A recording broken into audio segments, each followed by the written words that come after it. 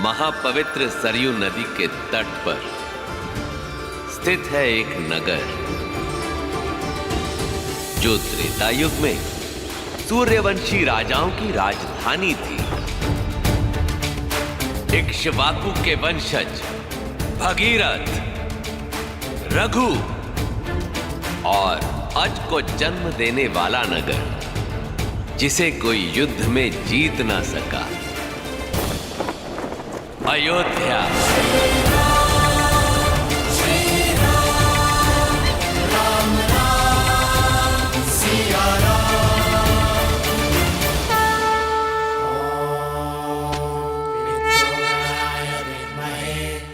जहां उस काल में राज किया करते थे संसार के हर सुख के स्वामी, पर पुत्र सुख से वंचित महाराज नेमी, जिन्हें भविष्य दशरथ के नाम से जानने वाला था।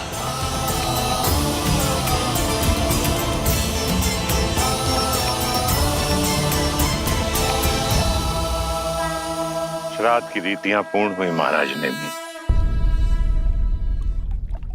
जी आचार्य।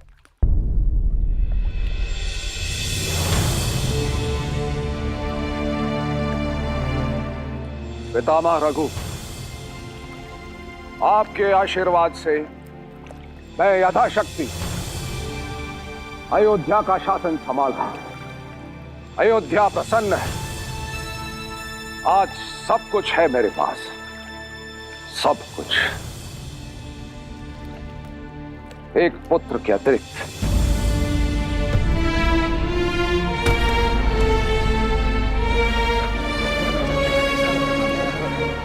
एक पुत्र जो मेरे उपरांत अयोध्या को प्रज्वलित कर सके, एक पुत्र जो सूर्यवंश के तेज को आगे ले जा सके। ऐसे एक पुत्र का आशीष दीजिए पितामह।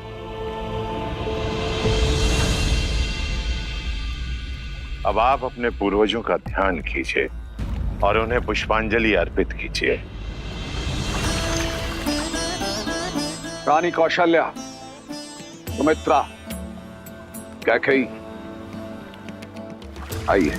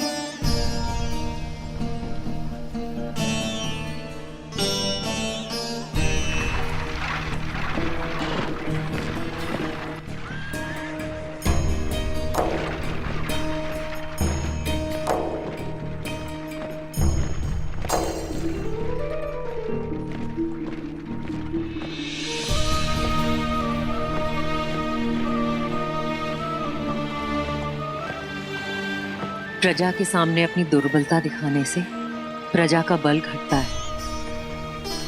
अयोध्या के महाराज को यह शोभा नहीं देता। मत भूलो कैकेयी कि अयोध्या के महाराज एक मनुष्य भी हैं। क्या तुम्हें मेरी पीड़ा का आभास नहीं?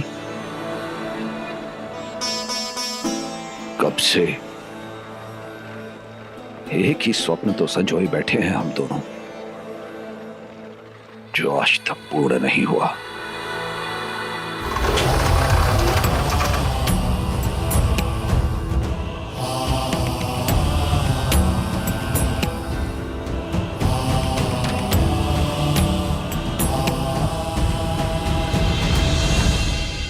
महाराज कहते हैं भोर में देखे स्वप्न अवश्य पूर्ण होते हैं।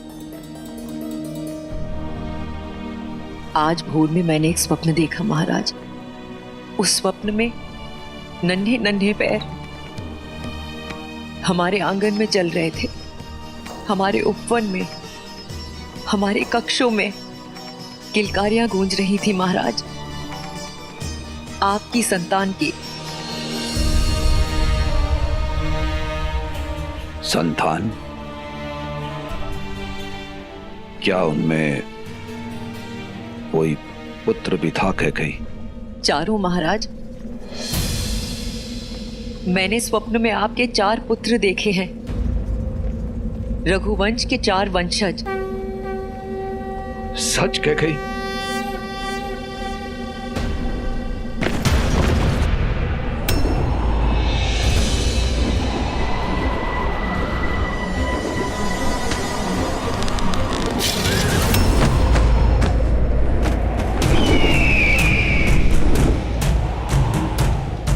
जटायु,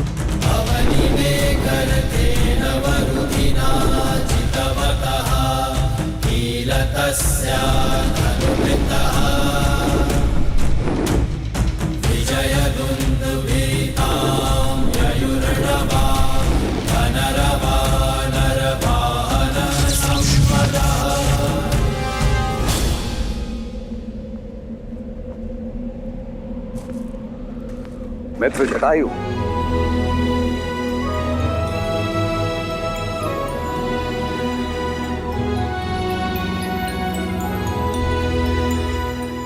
कोई सूचना नहीं। ऐसी क्या बात है जो अचानक आपको यहां खींच लाई? युद्ध।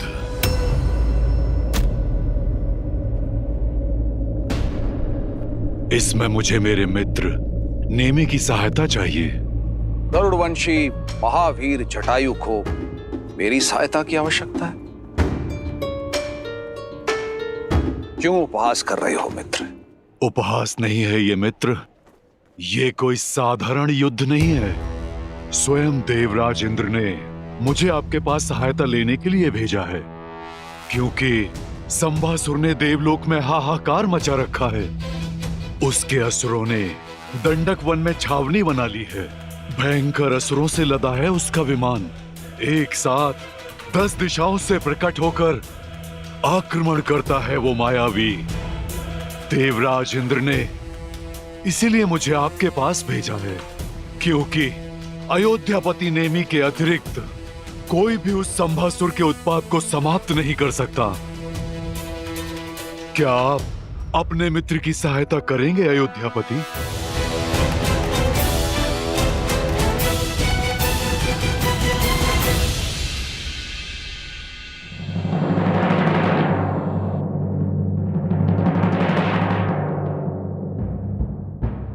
अयोध्या की राजसभा में उपस्थित सभी को इस बात की सूचना मिल चुकी है कि अयोध्या के मित्र देवराज इंद्र ने हमसे सहायता मांगी है और अयोध्या इस सहायता का उत्तर देगी। सम्रासुर के विरुद्ध इस युद्ध में मैं अयोध्या के सम्मिलित होने की घोषणा करता हूं।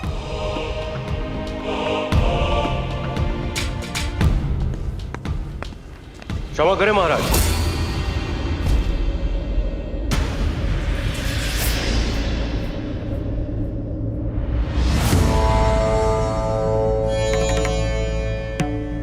जिस युद्ध से अयोध्या का कोई संबंध ना हो, उस युद्ध में हमें क्यों सम्मिलित होना? क्या अयोध्यापति को अपने किसी निर्णय के लिए तर्क देने की आवश्यकता है ऋषि ज्वाली?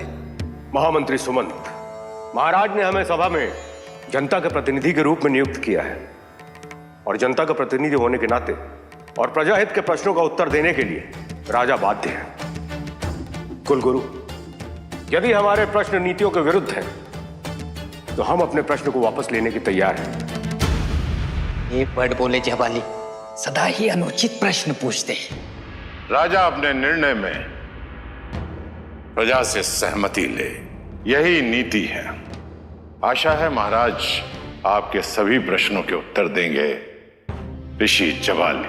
क्षमा करें महाराज, जनता का प्रश्न यह है कि यदि सम्रासुर जीतता है तो उसमें हमारी कोई हानि नहीं है, और यदि देवतागण जीतते हैं तो उसमें हमारा कोई लाभ नहीं है। तो फिर इस युद्ध में सम्मिलित होकर हम अपना धन और जनशक्ति को क्यों व्यर्थ करें?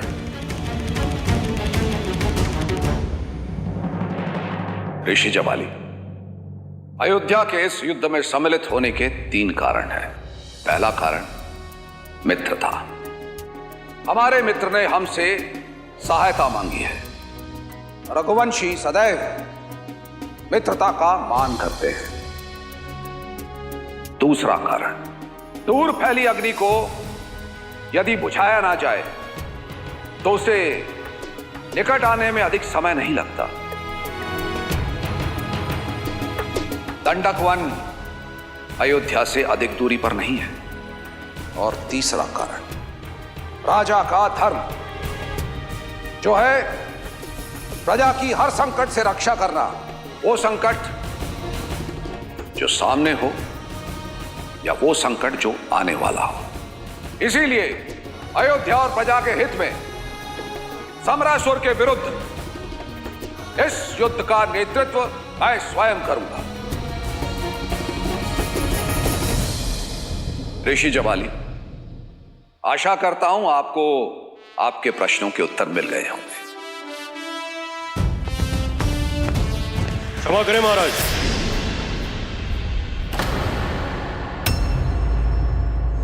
महाराज, मेरा प्रश्न इतना सरल नहीं है। उत्तराधिकारी के बिना महाराज राज नहीं छोड़ सकते।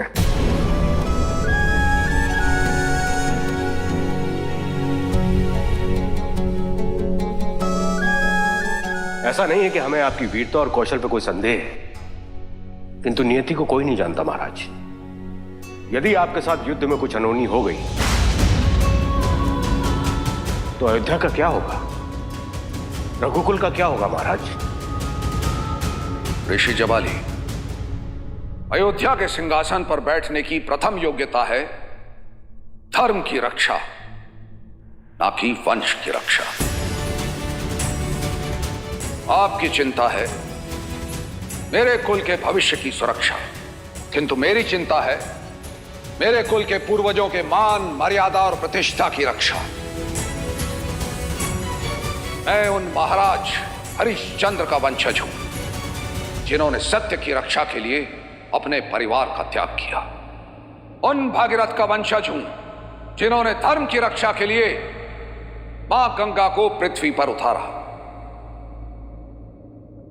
धर्मवीर रघु का रक्त मेरी धमनियों में बह रहा है। मेरा वंश रहे ना रहे, किंतु रघुकुल की रीति नेमी कभी नहीं तोड़ेगा।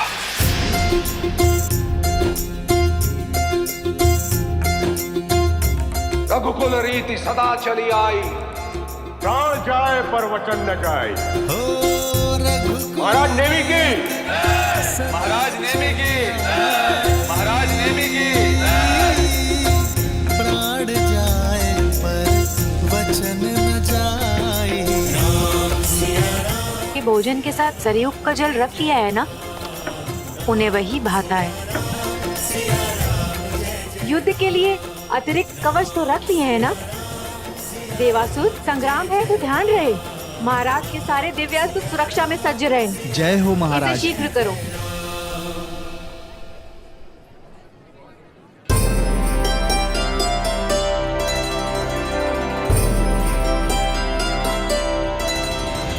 समझता हूं, किंतु तुम्हारा पति एक राजा है और राजा की पत्नी होना सरल नहीं है। तुम तो अपना धर्म अच्छे से समझती हो, मेरी हर आवश्यकता का पूरा ध्यान रखती हो। तो साम्राज्य चलाने के लिए मेरे पास पूरा मंत्रिमंडल है, किंतु इस राजमहल को और मुझे तुम्ही ने तो संभाल रखा है। चलिए, आप प्रसन्न तो हुई, अब हमें विदा कीजिए। विजयी होके लौटिएगा। मैं आपके स्वागत में सज्ज रहूंगी और यहाँ सबका ध्यान रखूंगी। सुमित्रा, तुम कितनी निस्वार्थ हो, मानो तुम्हारा जन्म ही सबकी सेवा के लिए हुआ है। कितनी चिंता करती हो सबकी। सबसे अधिक चिंतित तो कौशल्या दीदी हैं। जब से आपके युद्ध में जाने की घोषणा हुई है, बस उपवास करके मंदिर में बैठी प्रार्थना कर रही हैं।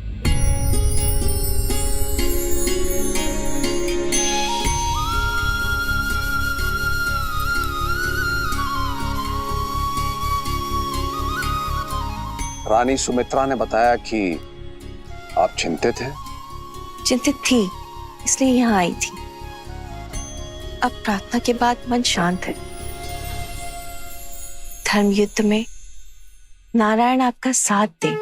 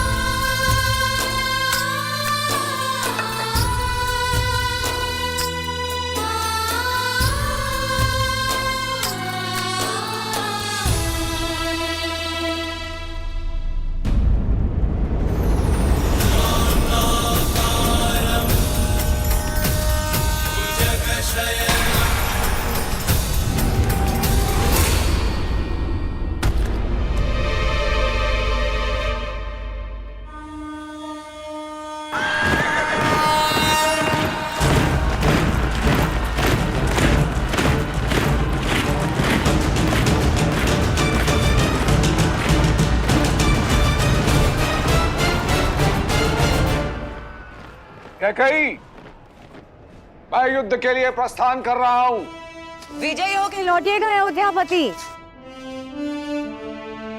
जो कह रही हो तुम्हारी आंखों में देखना चाहता हूं। मंत्रा, आओ मेरी मदद करो।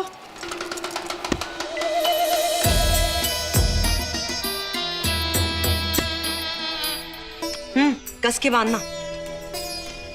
विचित्र हट है ये कैकेयी। कभी सुना है किसी रानी को ऐसा करते हुए? ये शुभ नहीं है, ये शुभ नहीं है कैकेयी। विलंब हो रहा है, शीघ्र करो मंत्रा।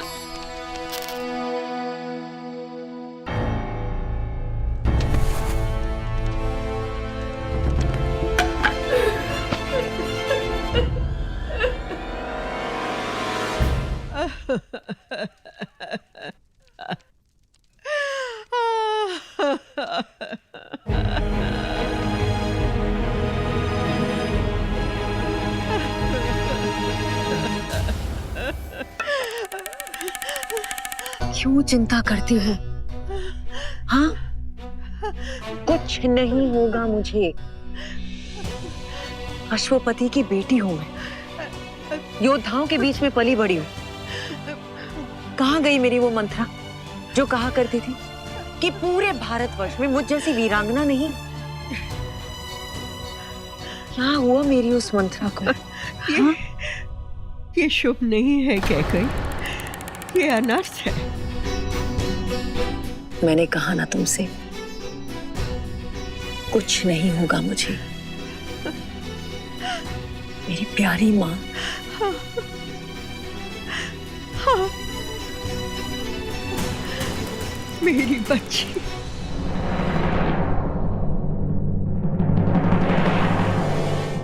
विदा।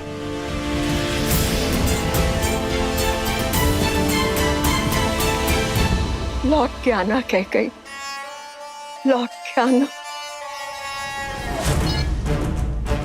आऊंगी अपने राजा को साथ लेकर।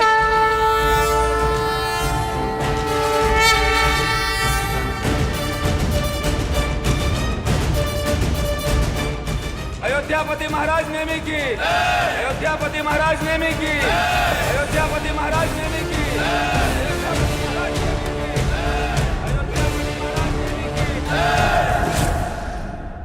अयोध्या के वीरों, प्रस्थान। ठहरिए।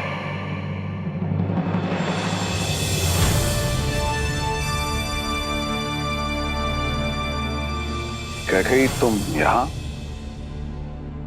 तो और कहाँ होना चाहिए? आप ही ने कहा था ना, जो कुछ मैंने कहा आप मेरी आंखों में देखना चाहते हैं, देख लीजिए। तुम जानती हो ना कि आप मुझसे रुष्ट थे, जानती हूँ, पर क्या करूं, मंत्रा को समझाने में इतना समय लग गया। बेचारी बहुत भयभीत हो रही थी। होना भी चाहिए। अब युद्ध क्षेत्र में शत्रु पर प्रहार करने से अधिक हमें तुम्हारी रक्षा की चिंता करनी होगी। वो तो युद्ध ही बताएगा कि कौन किसकी रक्षा करता है। हमारी बात मानो, आरती करके हमें विदा करो। आरती वो करते हैं जो अपने पति के लौटने की प्रतीक्षा करें। जो 7 युद्ध लड़ती हैं, वो शंखनाद करती हैं।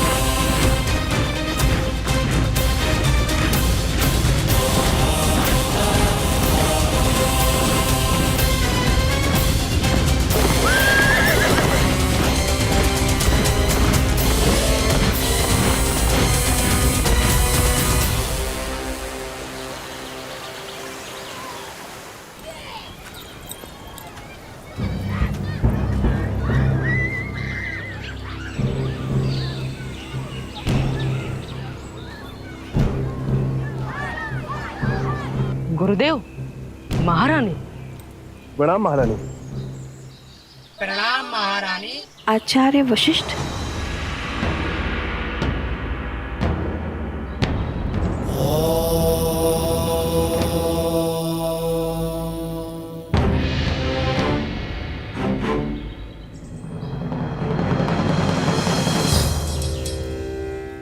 मुख मन का दर्पण होता है देवी कौशल्या। कहिए, क्या शंका है? आचार्य, एक स्वप्न है जो मुझे बार बार दिखाई दे रहा है, जिसने मेरे मन में हलचल मचा रखी है।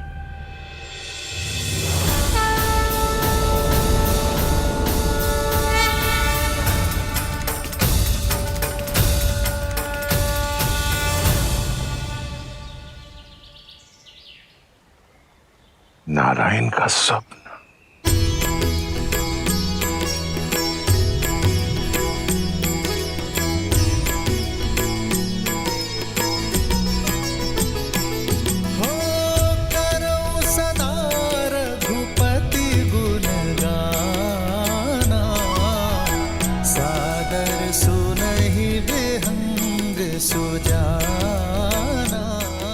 आचार्य, कौन है ये?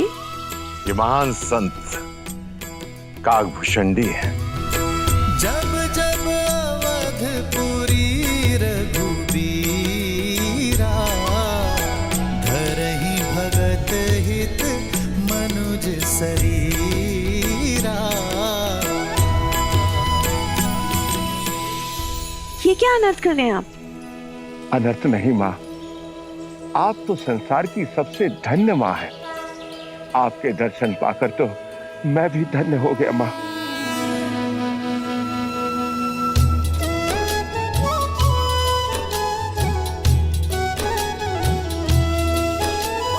ताते यह तन मोहि प्रिय, भयो राम पद ने। निज प्रभु दर्शन पायो, गए सकल संदेह।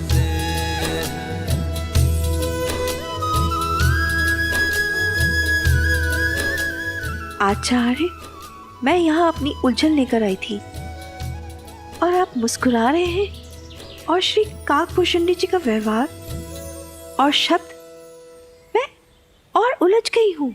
ये उलझन नहीं, शुभ संकेत है देवी। अपने मन को शांत रखिए, नारायण पर ध्यान लगाइए और सब कुछ समय पर छोड़ दें। अयोध्या का, आपका और सारे संसार का शुभ समय आने वाला है।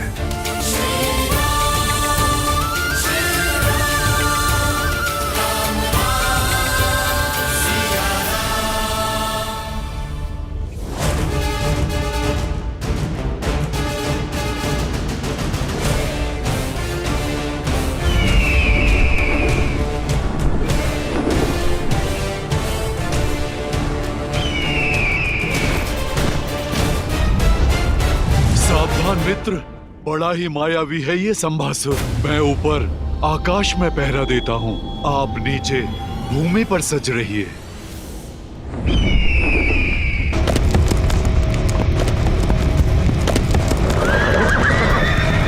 सावधान! अयोध्या के वीरों, अपने स्थान पर अड़िग रहो।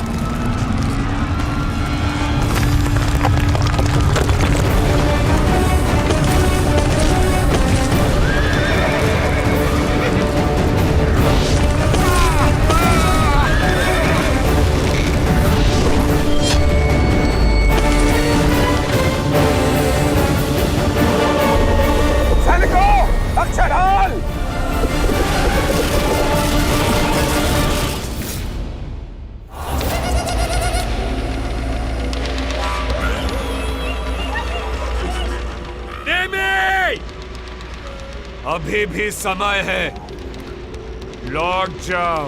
अवध के वीर धर्म युद्ध से दो स्थिति में लौटते हैं, या तो विजय प्राप्त करके या वीर गति प्राप्त करके। ठीक है, वीर गति प्राप्त करो। सेना आक्रमण!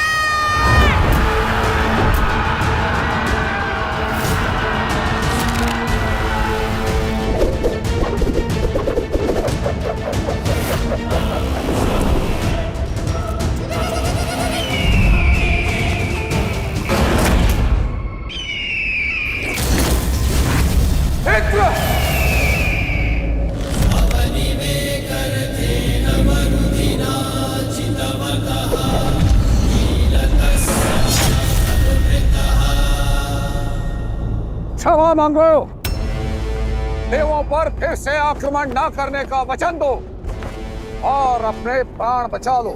अभी तो युद्ध प्रारंभ भी नहीं हुआ है नेमे।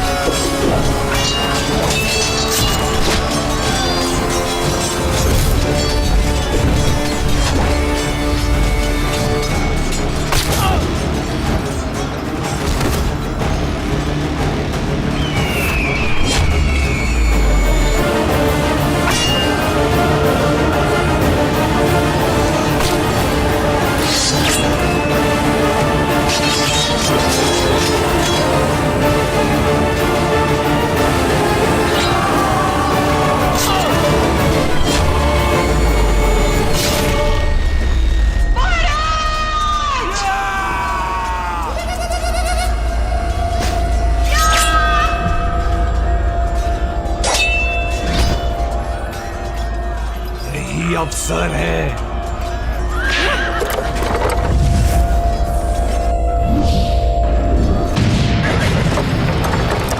अयोध्यापति, कुछ नहीं होगा आपको।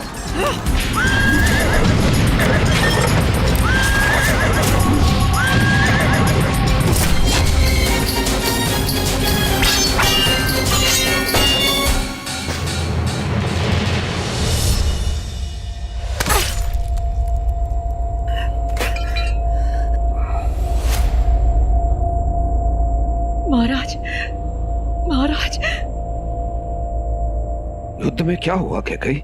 युद्ध चल रहा है महाराज, किंतु सम्रासुर के प्रहार से मूर्छित हो गए थे आप, इसलिए आपको सुरक्षित रखने के लिए मैं आपको यहाँ ले आई। युद्ध चल रहा है और तुम मुझे मेरी सेना से दूर यहाँ ले आई? अयोध्या की रानी होकर तुम? क्षमा कीजिए महाराज, किंतु मैं आपको खो नहीं सकती महाराज। और मैं अपना धर्म नहीं खो सकता। महाराज,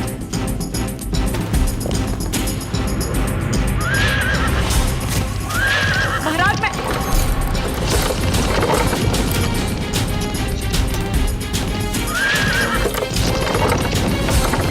महाराज, आपके पहिए के नट की धुरी टूटी है महाराज।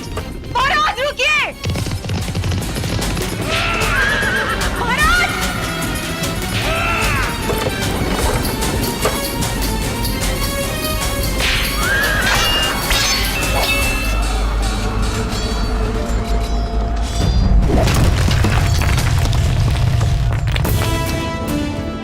भय के लिए भयंकर है।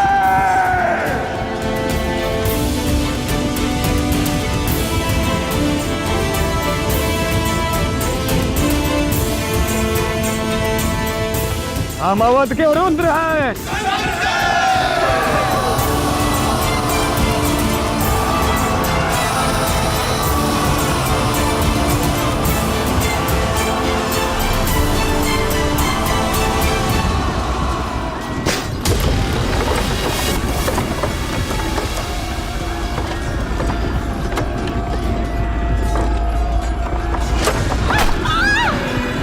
कैकई, तुमसे कहा था मेरा ध्यान भंग मत करो। तुम्हारी इस युद्ध में कोई आवश्यकता नहीं।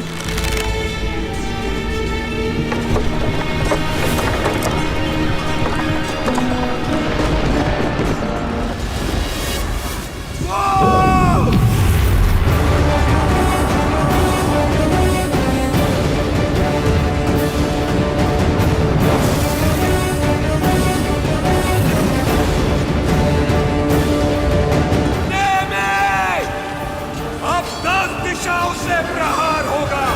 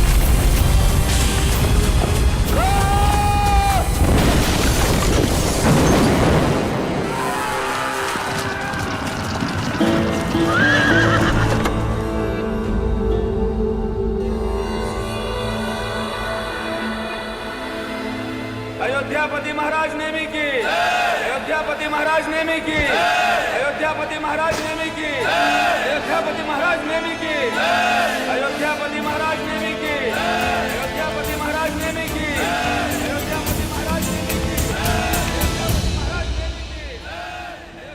महाराज नेमी की। अनेकों युद्ध लड़े, पर ऐसा शौर्य, ऐसा कौशल कहीं नहीं देखा मित्र नेमी। एक रथ पर ऐसा लगा 10 दिशाओं से लड़ रहे हैं आप। अद्भुत। आप महारथी नहीं, आप दशरथी हैं। दशरथ हैं आप।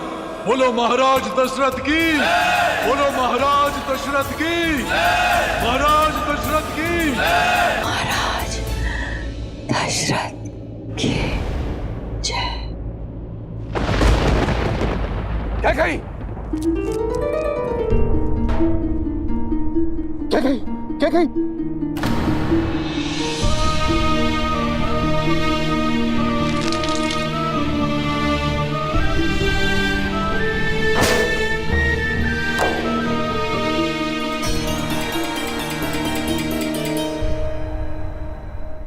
श्रीमद् रामायणम्।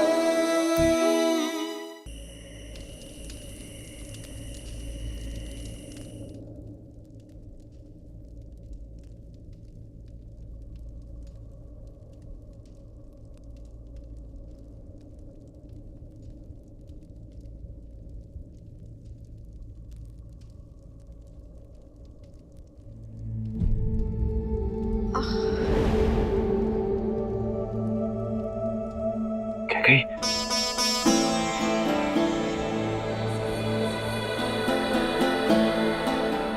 मुझे क्षमा कर दो। क्या कही?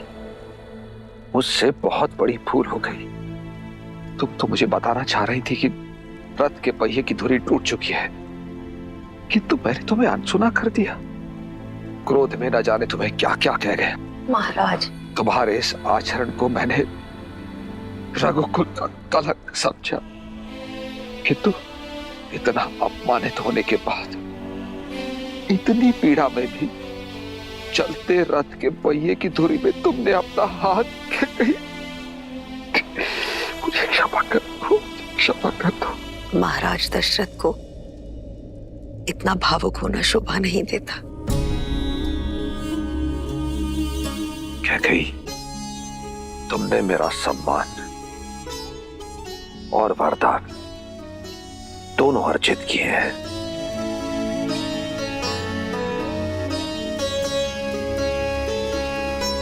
मांगो क्या कही? जो मन चाहे वो वरदान मांग लो। कैसा वर आर्य?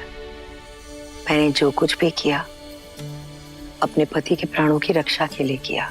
तुमने केवल अपने पति के प्राणों की ही रक्षा नहीं की, अपितु अयोध्या के महाराज के प्राणों की भी रक्षा की है। आज रघुकुल की पताका लहरा रही है तो तुम्हारे कारण। नेमी आज दशरथ बना है तो तुम्हारे कारण।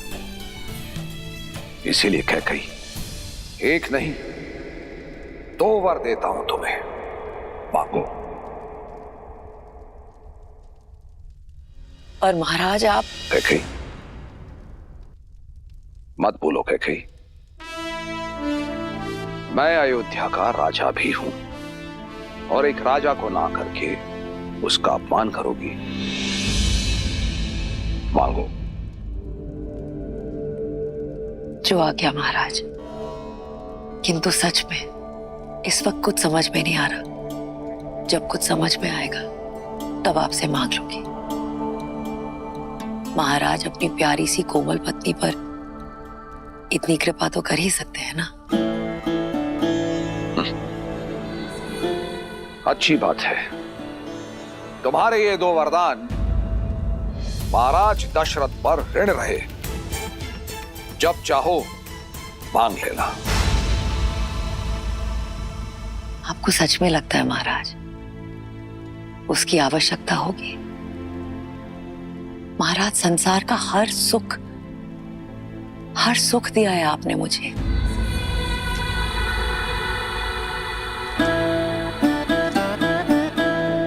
कहां दे पाया मैं हर सुख?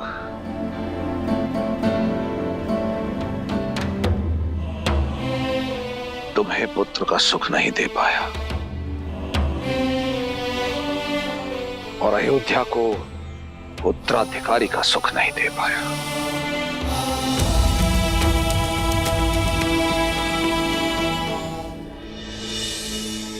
ईश्वर जो देते हैं सही समय पर देते हैं आर्य। देखिएगा आर्य, एक दिन सूर्यवंश में एक पुत्र जन्मेगा।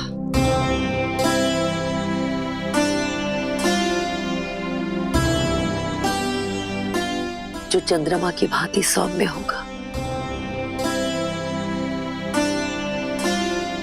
जिस पर एक बार दृष्टि डाल दे उसे सदैव के लिए आनंद से भर देगा। श्री रामचंद्र कृपालु भजु मन हरण भव भय दारुणम्। श्री रामचंद्र कृपालु भजु मन हरण भव भय दारुणम्।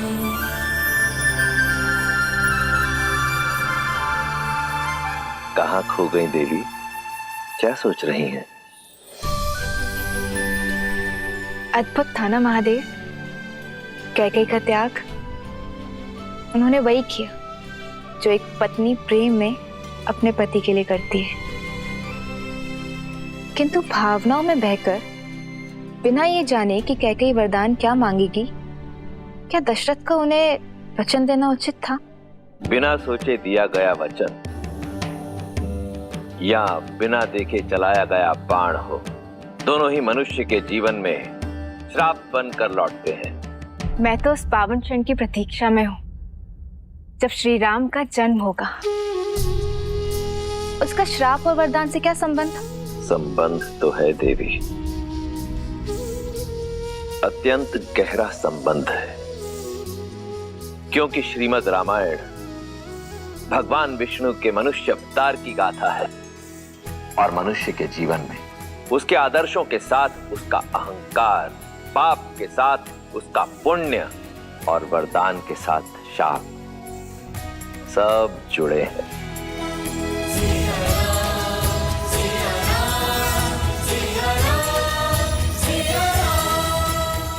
श्रीमद् रामायणम्।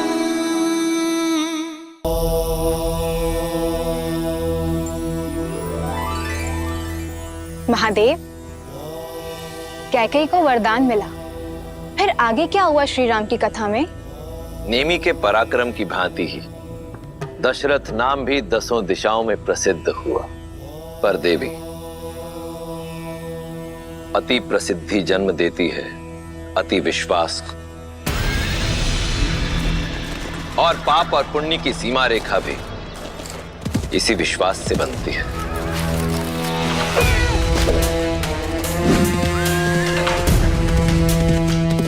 जो कब पार हो जाती है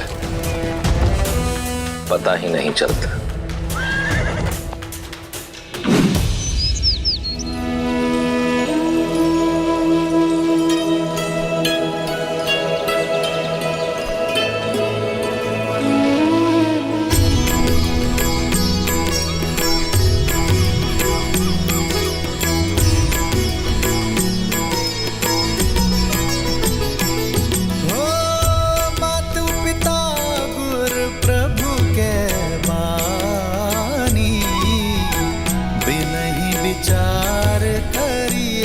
शुभ जानी तुम्हें सब भांति परम हितकारी, आज्ञा सिर पर नाथ तुम्हारी।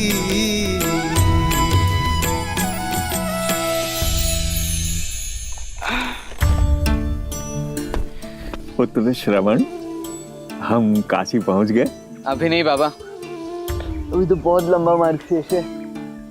देखा ज्ञानवती, झूठ बोलता तुम्हारा श्रवण। हमें काशी ना ले जाकर यहाँ वहाँ भटका रहा है, क्योंकि वो हमसे बिछड़ना नहीं चाहता। वो जानता है कि काशी जाकर हम उससे दूर हो जाएंगे। हाँ यही बात है, नहीं होना चाहता मैं आप लोगों से दूर।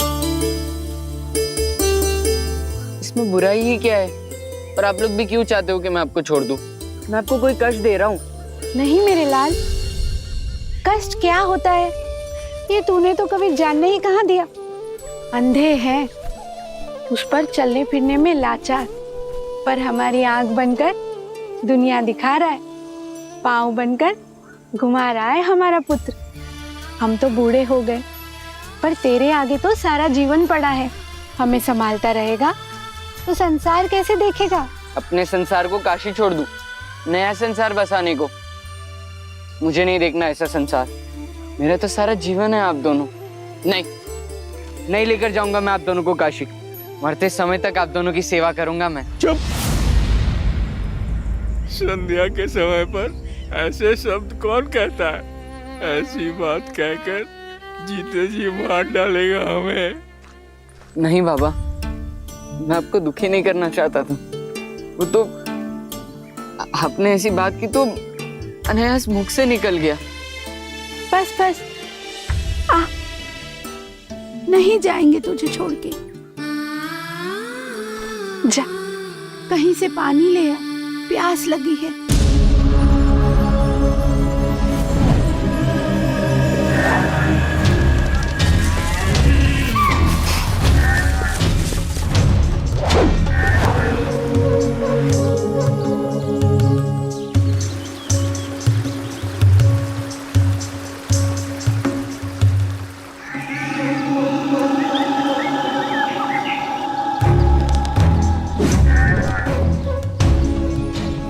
मैं आज तक आखेट से खाली हाथ नहीं लौटा हूं, आज भी नहीं लौटूंगा।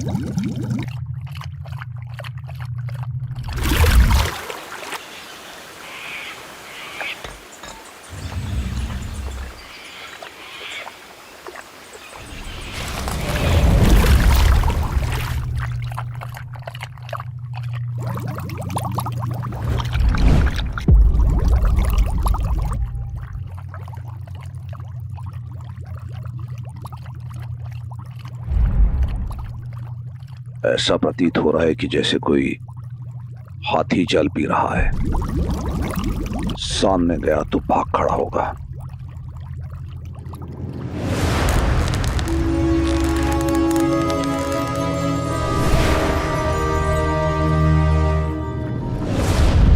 ओम ह्रीं क्लीं क्रीं हूं फट् शब्द भेद।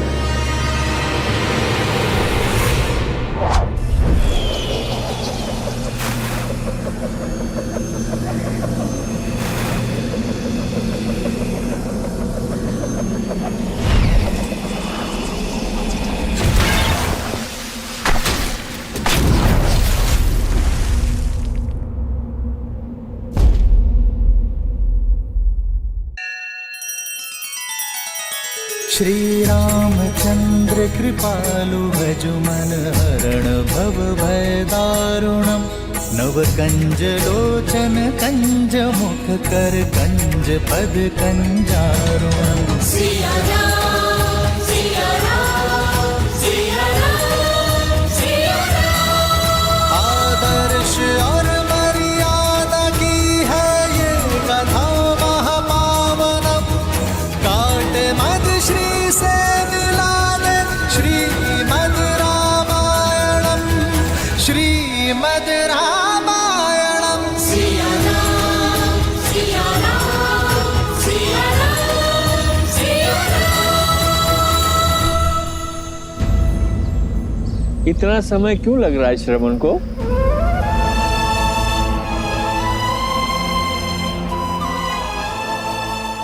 जल लाने गया है।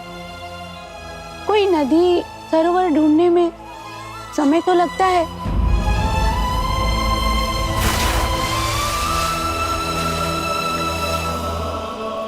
चिंता छोड़िए और प्रभु पर विश्वास रखिए।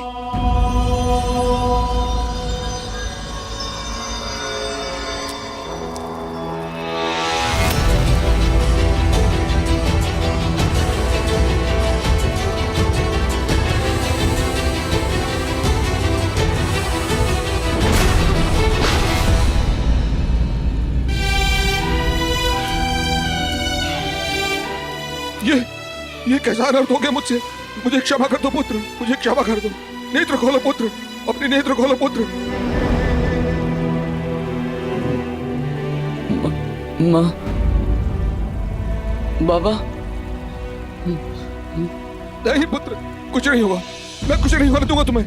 एक क्षण, मैं तुम्हें अभी वैद्य के पास लेके जाता हूँ। नहीं, चलो। इतना समय नहीं है, बस एक कृपा कर दो। मैं अपने बूढ़े दृष्टिहीन माता पिता की इकलौती संतान हूँ।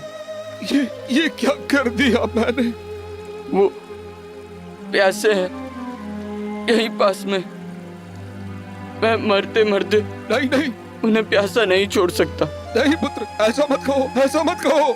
आप उन्हें जल पिलाने की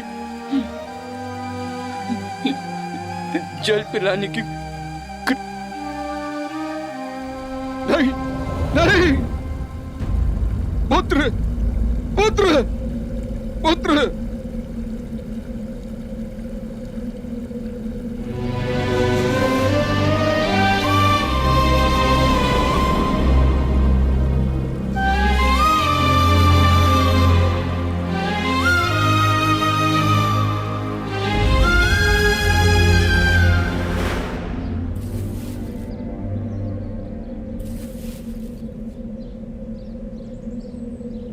श्रवण आ गया बेटा।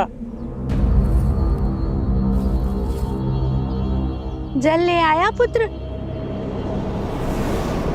ला, जल पिला दे। बहुत समय लगा दिया तुमने।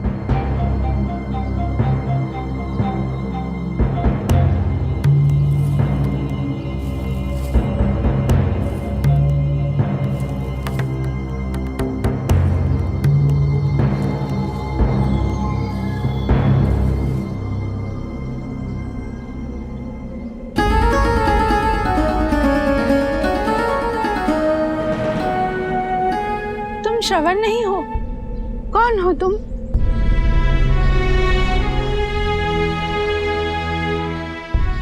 एक पापी।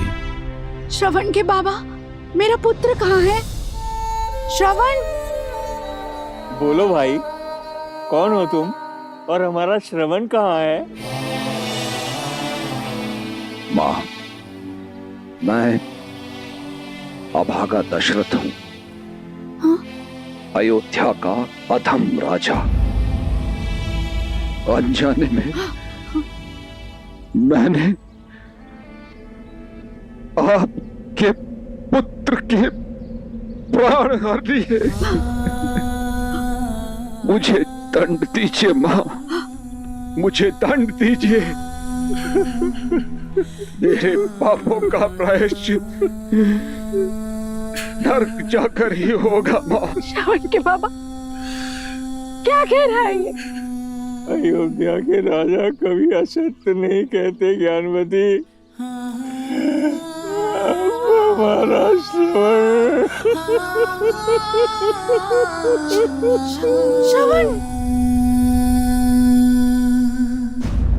माता, माता! ज्ञानवती, ज्ञानवती, ज्ञानवती, ज्ञानवती!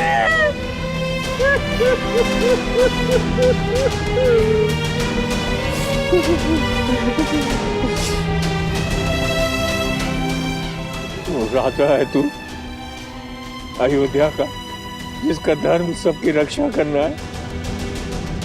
ऐसे होती है प्रजा की रक्षा। भूल हुई है मुझसे, मुझे दंड दीजिए। मृत्यु ही मेरा प्रायश्चित है। क्या मृत्यु पर्याप्त है इस पाप से मुक्त होने के लिए? अपने कर्म फल से मुक्त नहीं हो पाओगे।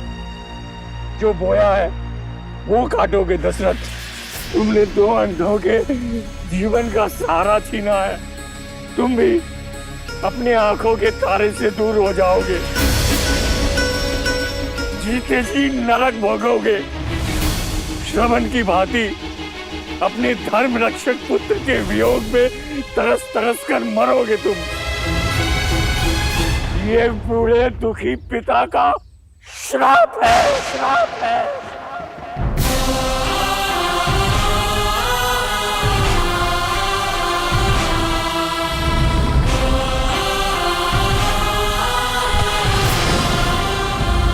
बाबा, बाबा!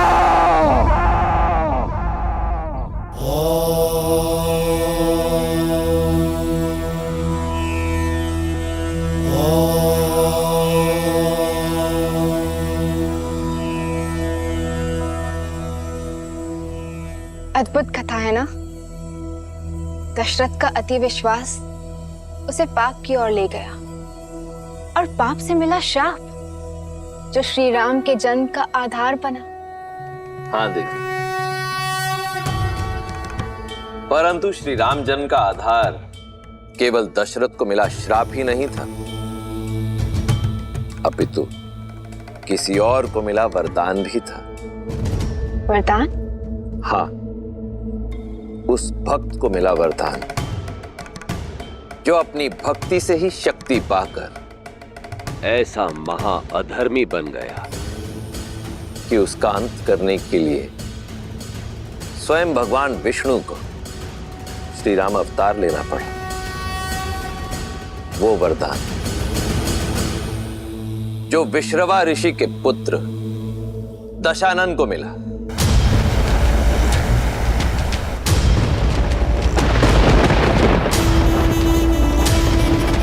जिसे ये संसार भविष्य में रावण के नाम से जानने वाला था।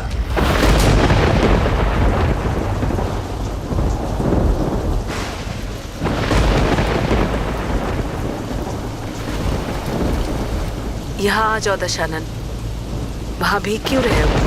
क्योंकि सोने की लंका यहीं से दिखती है माँ।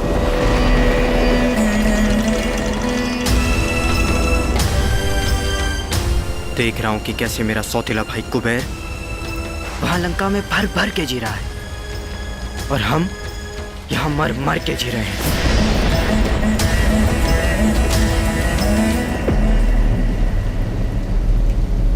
कितनी बार समझाया है, तुलना नहीं, प्रतीक्षा करो, सब ठीक हो जाएगा। एक बार तुम्हारे पिता विसर्वा। मत लो ये नाम मेरे सामने माँ। घिन है मुझे उस सब से जो मुझे मेरे पिता से मिला। इस नाम से, इस रिश्ती हुई कुटी से, इस नारकीय जीवन से, इस अन्याय से। कुबेर के भांति हम भी तो उनके संतान हैं, पर उसे मिली सोने की लंका क्योंकि वो यक्ष है। देवताओं का समर्थन प्राप्त है उसे, और हमें मिली भूख, ये रिश्ती हुई कुटी। क्यों? क्योंकि राक्षस है हम।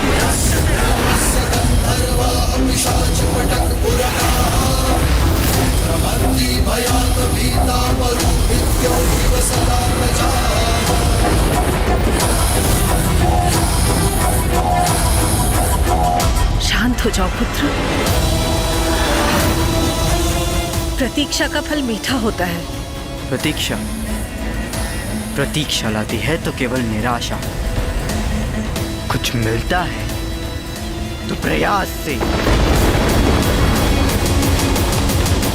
प्रहार से।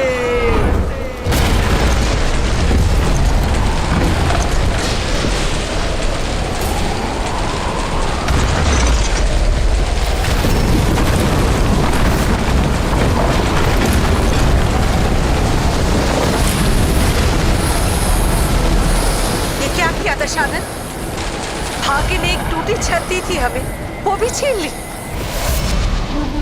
जो भाग्य ने नहीं दिया वो अपने भय से छीनूंगा मैं। 10 सिर मिले हैं ना मुझे, हर एक के लिए एक एक लोक जीतूंगा मैं। 10 दिशाएं दशानन के नाम से कांपेंगे।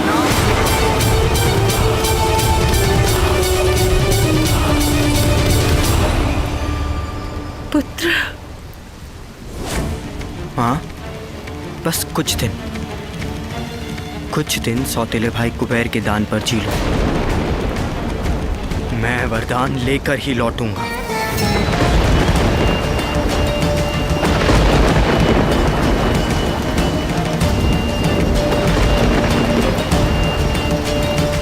कोई आना चाहे मेरे साथ तो आ सकता है। विभीषण, मुझे भी जाना होगा माता, अपने भाइयों को लौटाने।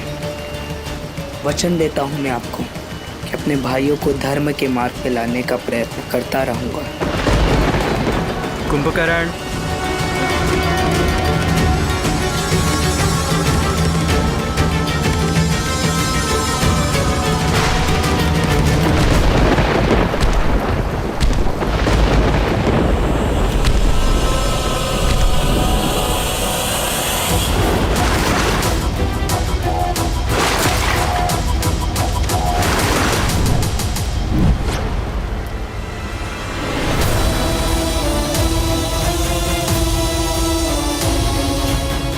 डरो मत माँ, जब मेरे भाई शक्ति लेकर आएंगे हम सबसे प्रतिशोध लेंगे।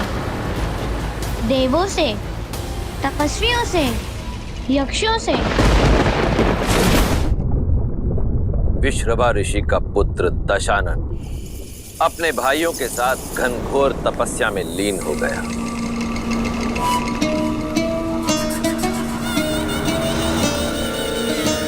भूखा प्यासा हर कष्ट सहकर भी तपस्या करता रहा।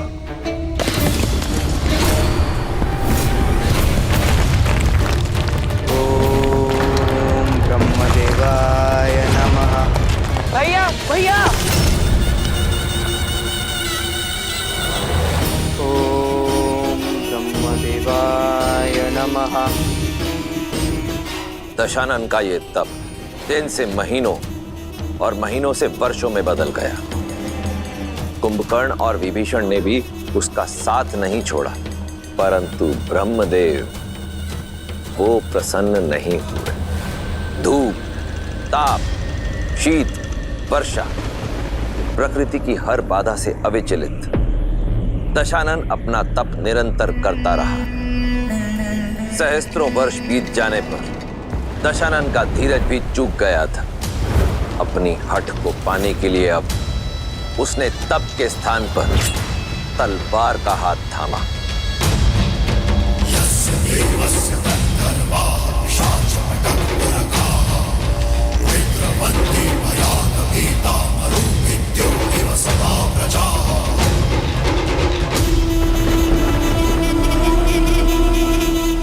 सहस्त्र वर्ष तप की अग्नि में जले हम, परंतु आप नहीं पसीजे ब्रह्मदेव। आप भी मेरे पिता की तरह निकले। उन्होंने भी अपने संतानों में पक्षपात किया और आप भी वही कर रहे हैं। देवों को बिन मांगे सब मिला और हमें इतने तप के बाद भी कोई फल नहीं। क्यों? क्योंकि राक्षस है हम।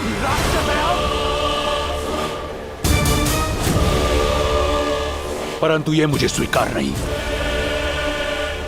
माना कि सब आपके वश में है, परंतु यह दशानन इतना विवश नहीं।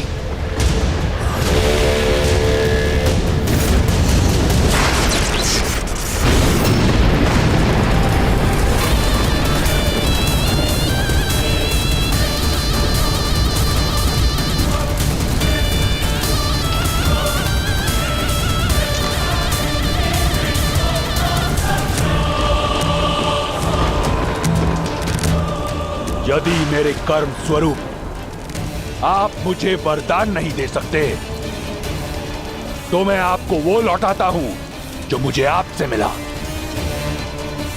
मेरे प्राण।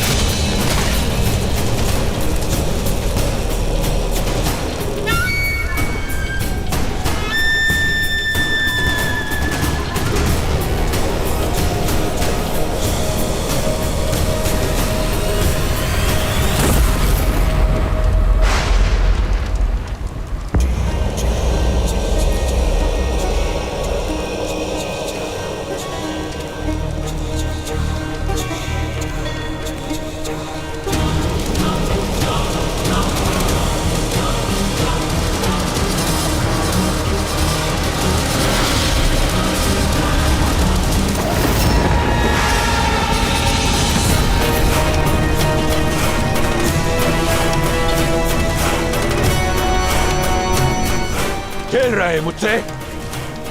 मुझसे खेल रहे हैं? मृत्यु की अनुमति भी नहीं देंगे ब्रह्मदेव। बिन मांगे 10 शीश दिए थे आपने, परंतु परिश्रम के फल स्वरूप एक वरदान नहीं दे सकते।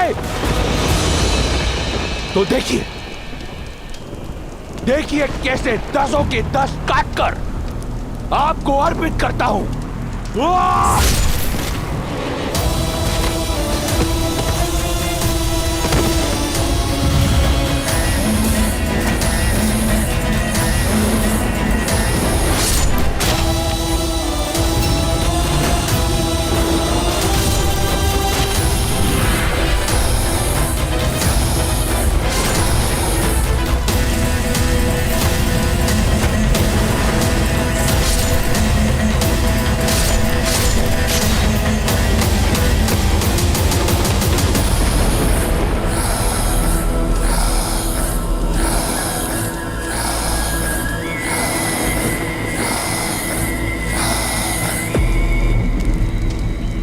ये मेरा अंतिम शीश है। अगर मेरी तपस्या सिद्ध नहीं हुई तो ये अवश्य सिद्ध हो जाएगा कि ब्रह्मा पक्षपाती है। ये सिद्ध हो जाएगा कि कोई कर्म फल नहीं होता।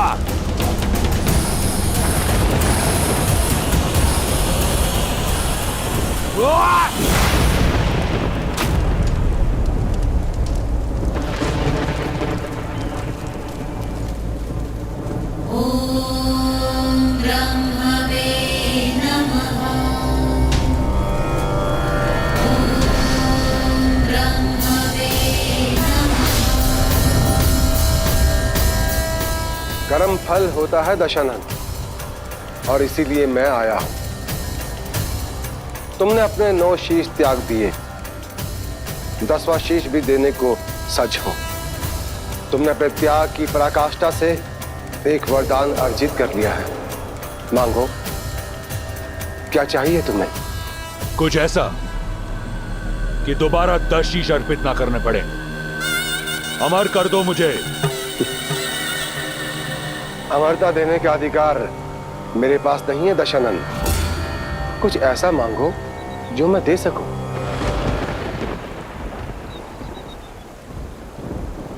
तो अभय दान तो दे सकते हो, किसी के हाथों ना मर सकूं। ये वरदान तो दे सकते हो, न देवता न असुर, न राक्षस न यक्ष, न गंधर्व न किन्नर, न पशु न पक्षी न नाग न कीट, न भूत न पिशाच न बेताल, कोई मुझे मार न सके।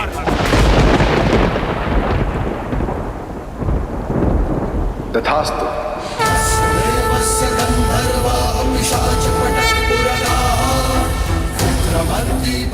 बड़ा छोटा हृदय है आपका ब्रह्मदेव। तपस्या मेरे भाइयों ने भी की, वरदान उन्हें भी चाहिए। कुंभकर्ण,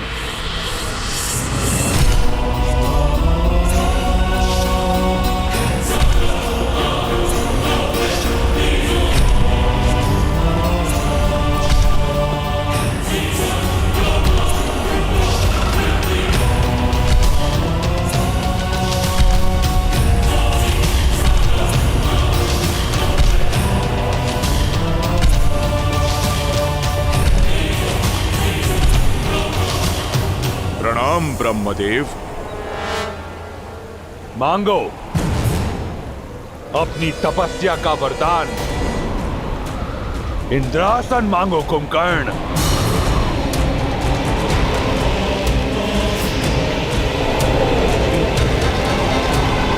इंद्र, इंद्र, मुझे निंद्रासन चाहिए ब्रह्मदेव। तथास्तु। मूर्ख, इसकी भूल को क्षमा कर दीजिए ब्रह्मदेव। कुंभकर्ण इंद्रासन मांगना चाहता था। रात की भांति दिया हुआ वरदान भी लौटाया नहीं जा सकता दशानन। कुंभकर्ण 6 माह तक सोएगा और 6 माह तक जागता रहेगा। जागते हुए 6 माह में ये अजय और अमर रहेगा। इसके बाद यह पुनः निद्रासन में चला जाएगा। किंतु ध्यान रहे, 6 माह से पूर्व यदि इसे जगा दिया गया तो ये अपनी अजयता और अमरता खो देगा। उस समय कुंभकर्ण की जिह्वा पर स्वयं मां सरस्वती आकर विराजमान हो गई थी, इसीलिए उसने इंद्रासन के स्थान पर निद्रासन मांग लिया। और यदि ऐसा ना होता देवी, तो कुंभकर्ण और दशानन के जोड़कर इस संसार में किसी के पास कोई तोड़ ना होता। और विभीषण, तुम्हें क्या चाहिए?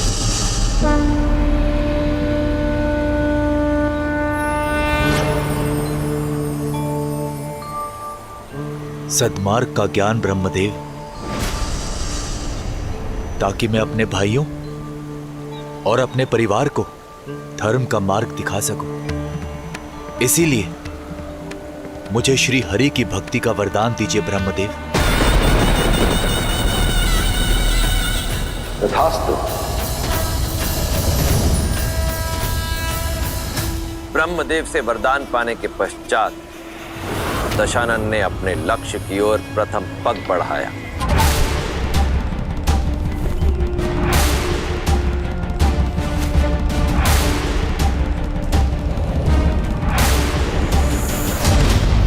और लक्ष्य थी त्रिकूट पर्वत पर बनी दशानन के सौतेले भाई कुबेर की नगरी स्वर्ण मंडित लंका।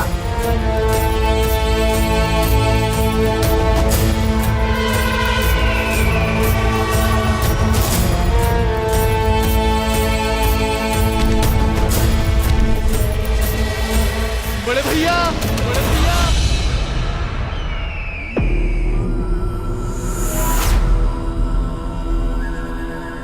भैया, क्या वरदान मांगा था भाई? यही कि मैं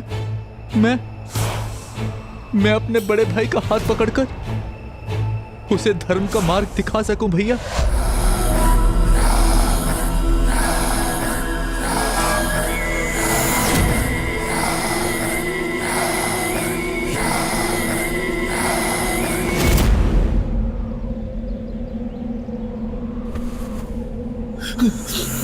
तो अब विभीषण बताएगा दशानन को धर्म का मार्ग, और यदि मैं तुम्हें मृत्यु का मार्ग बता दूं तो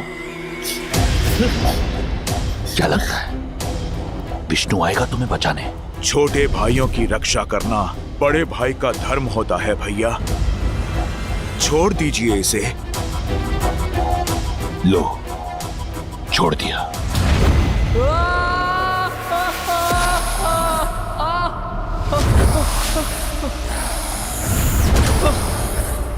विष्णु का स्वप्न त्याग कर अपने जीवन के सत्य को पहचानो।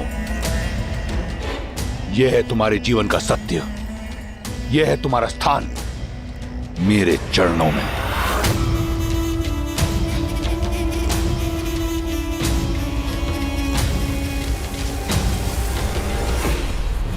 भैया,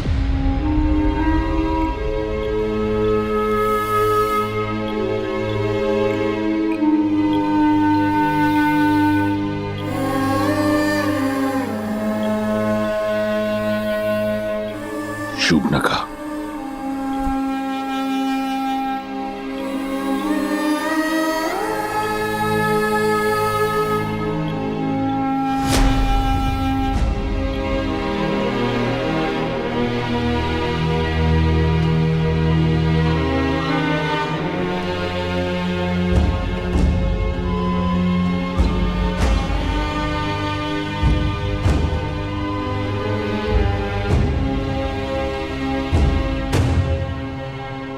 दशानन,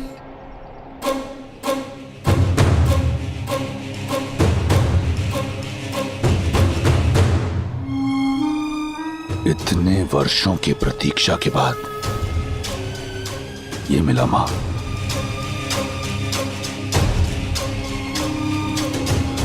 अब मैं दिखाऊंगा मुझे प्रयास से क्या मिला।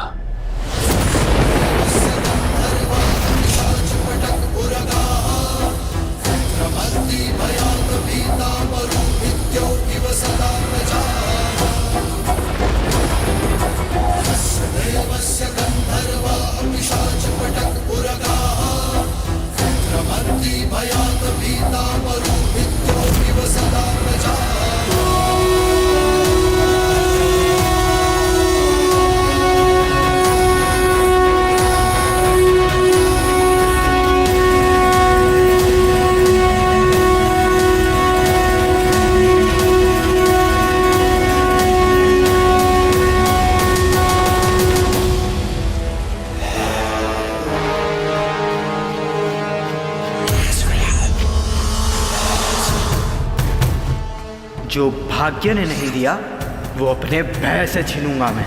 दसों दिशाएं दशानन के नाम से कांपेंगी।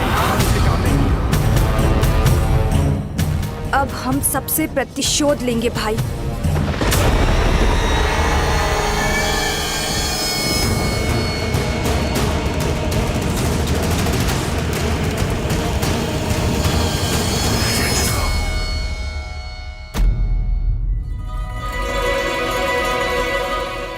धन्य हुआ मैं पिताश्री, आप कुबेर से मिलने आए।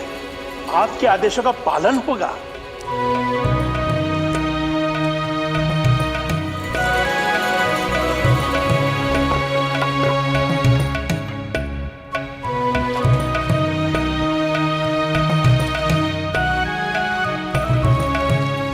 प्रसन्नता है हमें, तुम लंका के वैभव को भोग रहे हो, पर क्या तुमने अपना कर्तव्य निभाया है कुबेर? सौतेले ही सही, परंतु कैकसी के पुत्र तुम्हारे भाई हैं और शूर्पणखा तुम्हारी बहन। क्या ये तुम्हारा विशर्वा के पुत्र का धर्म है? पिताश्री, मुझे खेद है पिताश्री, भूल हुई मुझसे, पर अब मैं इसे सुधारूंगा। वे माता कैकसी के पुत्र मेरे ही भाई हैं। उन्हें मैं अपने मंत्रिमंडल में सम्मिलित करूंगा और बहन शूर्पणखा के लिए योग्य वर ढूंढकर उसका विवाह संपन्न करूंगा। और फिर मैं आ रहा है, वो आ रहा है, आपका पुत्र दशानन आ रहा है। ये तो बहुत शुभ समाचार है। मैं कुबेर के साथ इसी विषय पर बात कर रहा था। अब कुबेर के साथ मिलकर मेरे दोनों पुत्र शक्ति और बल का प्रयोग करके पूरे संसार का कल्याण करेंगे। दशानन वो नहीं है जो आप समझ रहे हैं आर्य। जाइए कुबेर, अपने प्राण बचाइए।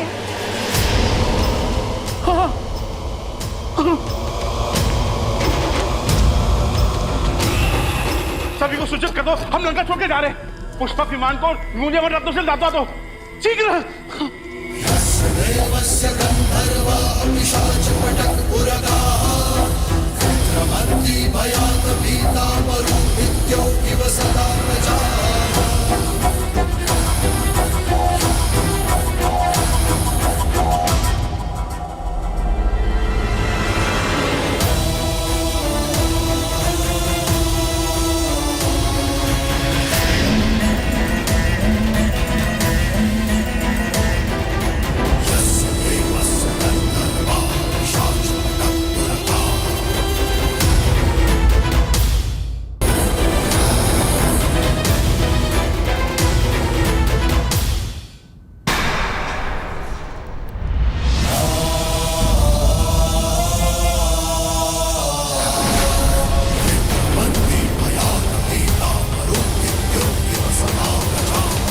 तो महान धर्माज्ञ ऋषि विश्रवा लौट आए अपने तप से। प्रणाम। क्या वरदान लेकर लौटे हैं? विनम्रता, जिसका तुम में अभाव है। अभाव तो बहुत से हैं ऋषिवर। घर पर छत का अभाव, थाली में भोजन का अभाव,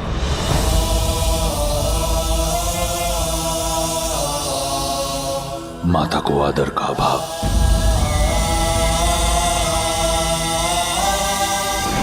पिता के स्नेह का अभाव, परंतु इस पर कभी दृष्टि नहीं पड़ी होगी आपकी। दशानन,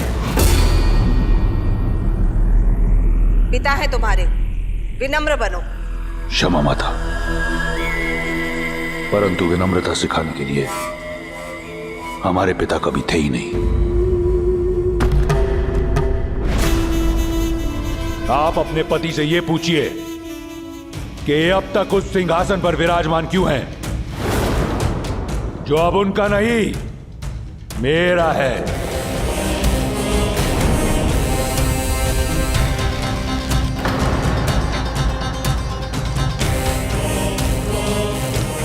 पिताश्री, आप दशानन को समझाइए ना। नहीं कुबेर, एक तो राक्षस और उस पर से शक्ति के मद में चूर, इसे समझाने का कोई लाभ नहीं। सुना यक्ष, संत महात्मा का आदेश सुनो, लंका छोड़ दो, अन्यथा दशानन छीन लेगा लंका भी, प्राण भी। अन्याय है ये, अन्याय है ये। अन्याय? यही न्याय है। लंका सदैव से राक्षसों का साम्राज्य रहा है। इसे राक्षसों से छीना गया था और आज एक राक्षस इसे दोबारा छीनता है।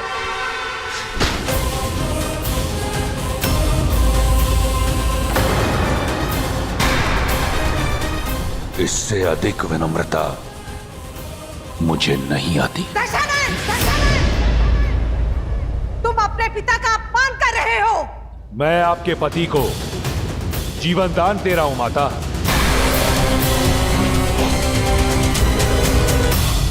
शेष ऋषियों पर इतनी दया दृष्टि नहीं दिखाऊंगा। भागो।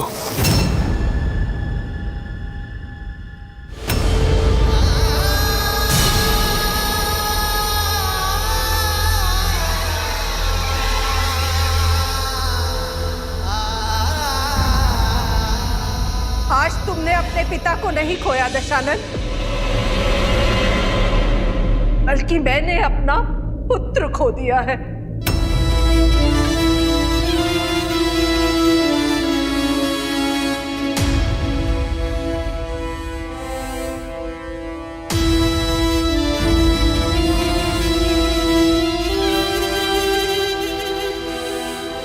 मैं अपने पति के साथ जा रही हूं।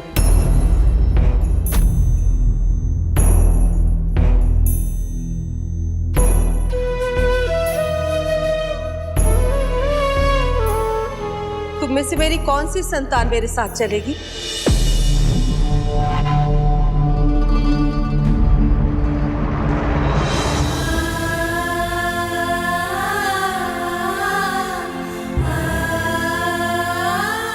माँ,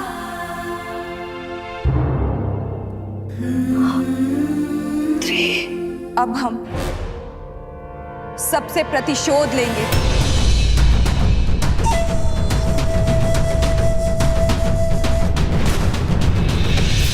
माँ, मुझे भी यहीं रुकना होगा।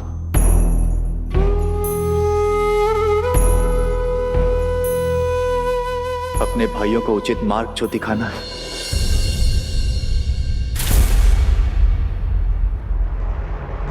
चलिए आरिफ।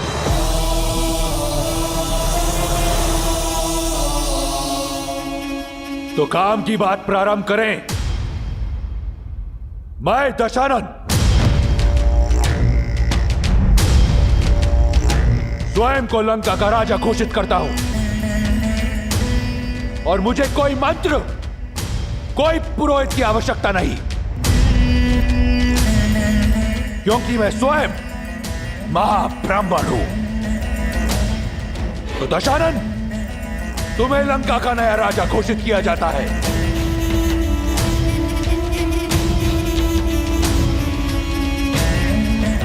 लंकापति दशानन की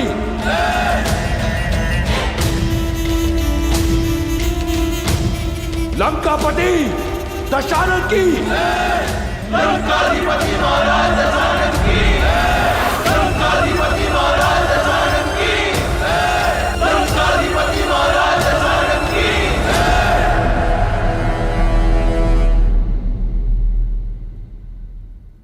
राक्षसों की शक्तिशाली सेना सज्ज है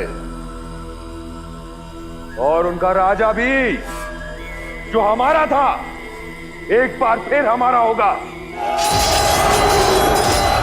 और जो हमारा नहीं उस पर भी हम अपना आधिपत्य स्थापित करेंगे।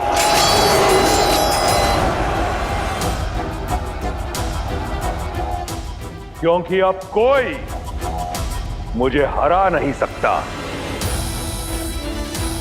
ना देवता, ना असुर, ना राक्षस, ना यक्ष, ना गंधर्व, ना किन्नर, ना पशु, ना पक्षी, ना नाग, ना कीट, ना भूत, ना पिशाच, ना विताल। अजय मैं, अजय।